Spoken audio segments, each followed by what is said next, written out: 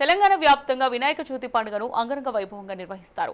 ముఖ్యంగా నగరంలో లక్షల సంఖ్యలో భారీ విగ్రహాలను ఏర్పాటు చేసి నవరాత్రుల పూజలు చేస్తారు. యువత ఉత్సాహంగా నిర్వహించే ఈ చవితిపై మంత్రి పొన్నం ప్రభాకర్ హైదరాబాద్లో గణేష్ ఉత్సవాల నిర్వహణపై కమాండ్ కంట్రోల్ సెంటర్లో సమీక్ష సమావేశం నిర్వహించారు.